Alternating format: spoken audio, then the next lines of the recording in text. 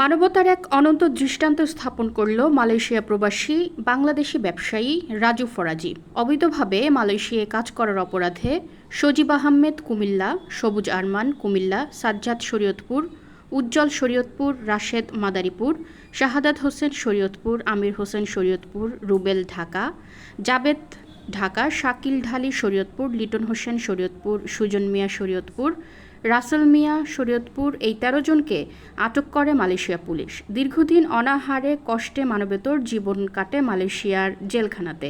সন্ধান পেয়ে স্বদেশি ভাইদের টানে তাদের বিপদে পাশে দাঁড়ান মালয়েশিয়া প্রবাসী বাংলাদেশি ব্যবসায়ী রাজু ফরাজি।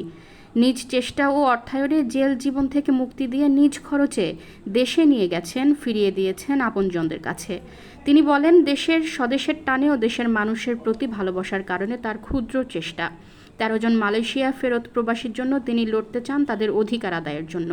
পাশাপাশি ভবিষ্যতে যদি কেউ এমন সমস্যার সম্মুখীন হন তাদের পাশে দাঁড়ানোর চেষ্টা থাকবে বলে জানান তিনি। এমডি রাজু ফরাজি আমার ডিস্ট্রিক্ট হলো শরীয়তপুর, নড়িয়া থানা। অবৈধ যে কোনো দেশে থাকলেই তো দেখা গেছে পুলিশে ধরে পাঠাতে দেবে, ঠিক আছে। তারপরে তো আমরা দেশে বাংলাদেশে যারা যাই, আর এই লোকগুলো দেখা যাচ্ছে সবারই ওখানে বৈধ ছিল এক সময়, হয়তো দেখা যাচ্ছে এজেন্টের কারণে বা রাষ্ট্রীয় নিয়মকানুনের কারণে দেখা যাচ্ছে অবৈধ হয়ে গেছে। এখন দেখা যাচ্ছে ওরা ধরা খেয়ে বাংলাদেশে আসছে। তো এটার পিছনে দেখা গেছে আমরা আজ করতেছি, কেউ আছে, কেউ ওই ক্ষতিটা করছে। বিষয়টা হচ্ছে এরকম যে আমরা সবাই মরণশীল, কিন্তু কেউ যদি হাতে গুনে গুলি করে একজনে মারিয়ে ফেলায় তাহলে একটা আফসোসের বিষয় না। অবৈধ সবাই ধরা খাইব, এটাই স্বাভাবিক। ইলিগাল কাজ করলে সবাই দেশে ধরা খাই আর স্বাভাবিক, কিন্তু যদি মানে চিহ্নিত করে দেয় যে এখানে এই ধরনের লোক আছে, তাহলে তো ক্ষতিগ্রস্তরা আর হলো না। অ্যাকচুয়ালি আমি মালয়েশিয়া অনেক বছর যাবৎ, আমি জানি মালয়েশিয়ার জেলের কী পরিস্থিতি। ওরা আমার ম্যাক্সিমামই দেশের সবচেয়ে বড় পরিচয় দেশের এলাকারও পরে এলাকারও আছে, সবচেয়ে পরিচয় দেশের ভাই। সো আমি মনে করি আমি ওই দেশে বিয়ে করছি, ওখানে ব্যবসা বাণিজ্য করি। আমার কোনো কথা বা কোনো কাজে যদি আমার একটু উপস্থিতিতে ওদের একটু জেলটা কম হয়, বা দেখা গেছে ওদের জেলটা কম নিয়ে বাংলাদেশে যদি একটু ব্যবস্থা করে নিয়ে আসতে পারি, সো এই দেখা গেছে ওদের জেল কমানোর উদ্দেশ্যে দেখা গেছে আমার এই দেশে নিরলস পরিশ্রম, স্বার্থহীন পরিশ্রম, যাতে ওরা কম জেল খাইতে বাংলাদেশে মানে যথেষ্ট সময় ফিরে আসতে পারে। ওদের কাছে জিজ্ঞেস করেন, অনেক মানুষ জেল খাটা শেষ, কিন্তু যোগাযোগ নাই, কে টিকিট দিব, কে ট্রাভেল পাস দিব, 2 মাস 3 মাস পরে রয়েছে। এটা ওরা ভুক্তভোগী, ওরা বলতে পারবো।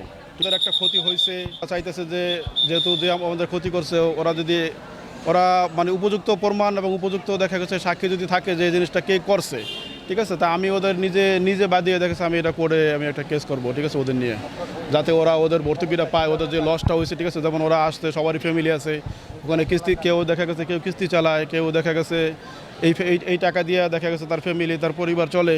এখন তো ওরা আইসা বসে ফিরে ওরা আবার যাইবো, তো সেটা তো দেখা যাচ্ছে অনেক সময়ের ব্যাপার, টাকার ব্যাপার, ঠিক না।